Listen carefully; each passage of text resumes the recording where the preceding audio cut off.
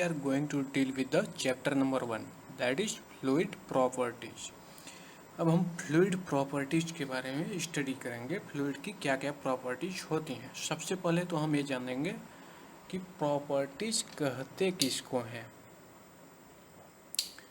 तो properties are the certain measurable characteristic that can be quantified. Means properties are certain measurable characteristic, हम उसको measure कर सकते हैं in the form of the quantity. With the help of properties we can identify a fluid. हम fluid को identify करते हैं। अब हम देखते हैं कि मेन जो प्रॉपर्टीज हैं फ्लूइड की वो क्या क्या हैं और उसको हम डिटेल में स्टडी करेंगे। तो इसमें पहली प्रॉपर्टीज है डेंसिटी और mass density, that is denoted by rho. Second is specific weight और weight density, denoted by omega और स्मॉल डब्ल्यू। Specific gravity, denoted by small s. Compressibility beta. Viscosity, that is denoted by mu. Vapor pressure, surface tension and capillarity. These 8 properties very important in the exam and सभी properties से question बनते हैं बहुत अच्छे खासे।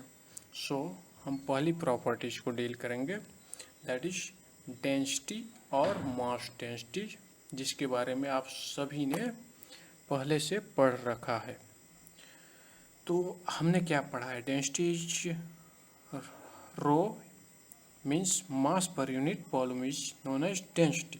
But होता क्या है बेसिकली, डेंसिटी होता क्या है, इसका मीनिंग क्या है। Basically density represent number of molecule of A fluid in A given volume. कि किसी गिवन वॉल्यूम में फ्लूइड का कितना ज़्यादा नंबर ऑफ मॉलिक्यूल है। जितना ज़्यादा नंबर ऑफ मॉलिक्यूल होगा उतना ज़्यादा फ्लूइड की डेंसिटी बढ़ती जाएगी। That is more the number of molecule more the mass and heavier is the fluid. Hg, that is mercury is 13.6 times heavier than the water. Mercury 13.6 time heavier है water से।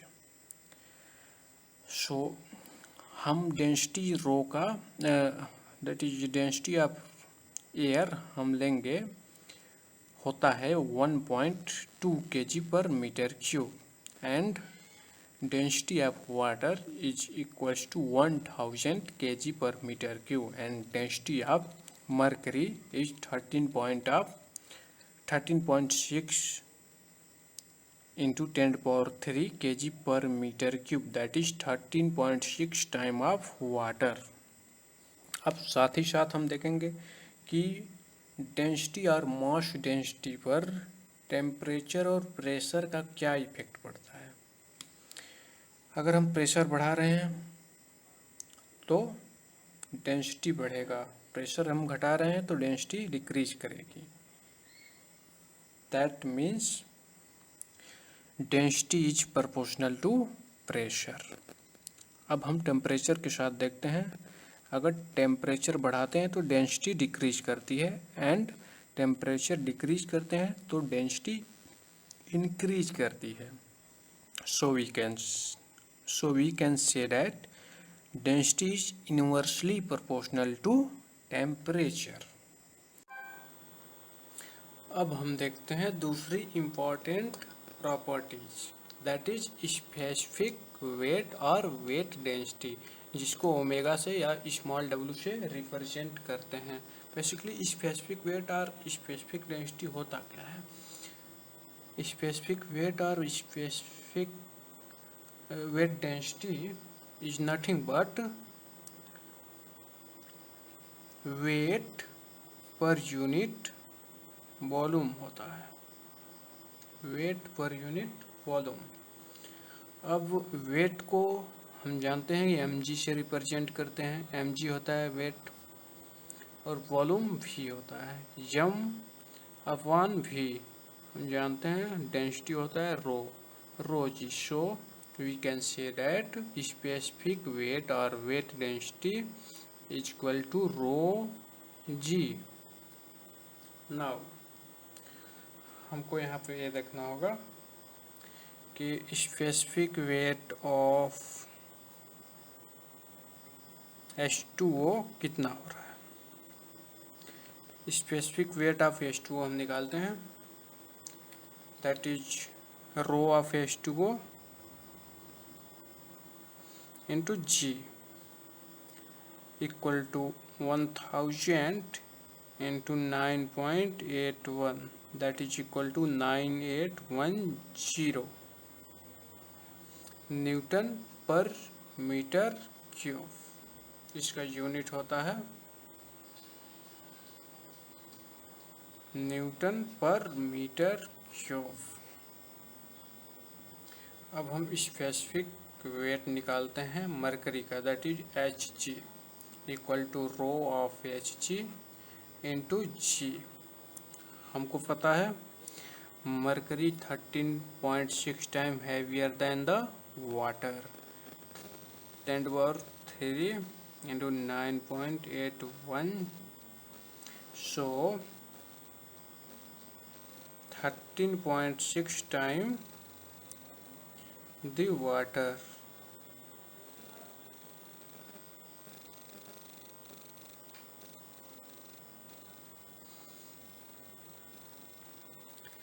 अब हम यहाँ पर देखते हैं वेट को डेंसिटी के फॉर्म में कैसे लिख सकते हैं। यहाँ से हमको पता है कि weight equals to specific weight into volume. अब हमको पता है specific weight rho g volume भी, so weight will be equals to rho g v, that is very much important formula। बहुत बार ऑब्जेक्टिव क्वेश्चन में पूछ लेता है directly. Weight equal to rho g V हमको याद रखना है, where rho is density, g is gravity, V is volume. अब हमको एक चीज और समझना है यहाँ पे कि density is an absolute quantity with respect to location, whereas specific weight is the variable quantity with respect to location। जैसे कि अगर डेंसिटी को हम देखें तो एब्सोल्यूट क्वांटिटी है, absolute with location, because location के साथ डेंसिटी वेरी नहीं करेगी। आप अर्थ पे हैं तो भी सेम डेंसिटी, मून पे हैं तो भी same density, but specific weight के केस में ऐसा नहीं है, because specific weight equal to rho g, g vary करेगा location to location, so specific weight will be variable quantity. This is the variable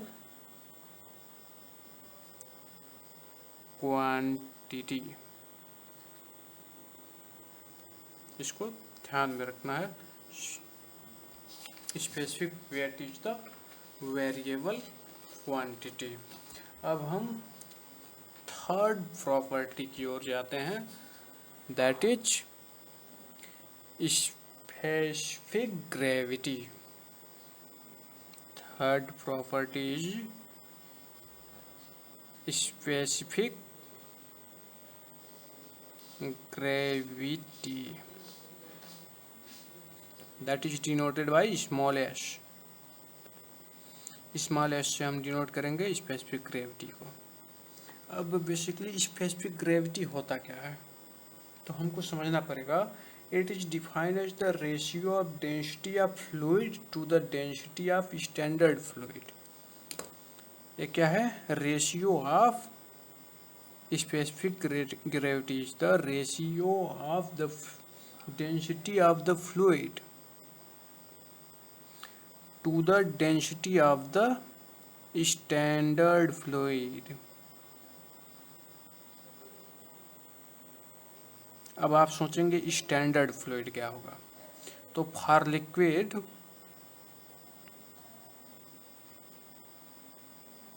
standard fluid, हम standard fluid को ले लेंगे H2O, and for gases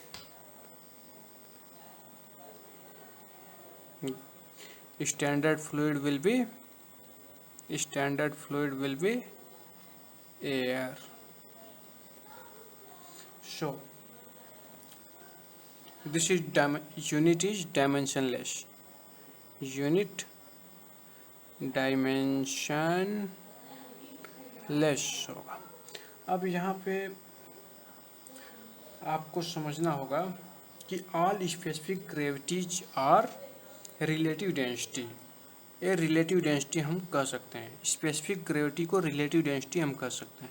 relative density यहाँ पर निकल रहा है with respect to standard fluid, किसी चीज़ की डेंसिटी निकल रही है, so this is the relative density.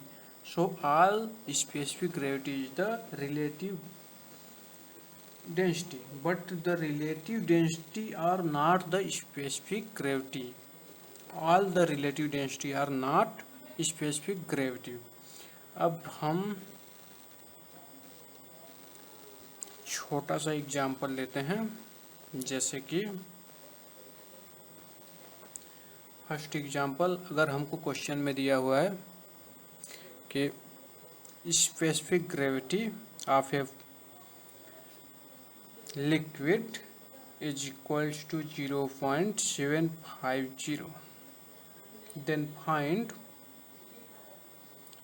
the density of the fluid,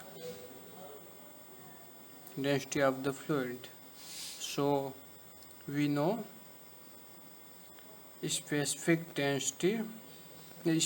gravity will be equals to rho of fluid by rho of standard fluid. That means specific gravity दिया है 0.750, रो fluid हमको find out करना है, and ये liquid है। तो liquid के लिए स्टैंडर्ड फ्लूइड होता है वाटर, और वाटर की डेंसिटी आपको पता है 1000। सो यहाँ से हमको डेंसिटी ऑफ द फ्लूइड मिल जाएगा 750 kg per meter cube. That will be the answer. अगर स्पेसिफिक ग्रेविटी 1 दिया है तो आपको समझ लेना है कि this will be liquid. Liquid का स्पेसिफिक ग्रेविटी 1 होता है, because fluid is also water and here standard fluid is also water. So अगर specific gravity that is S equals to 1, then water. Specific gravity is greater than 1, then heavier than water. Specific gravity is less than 1, then lighter than water.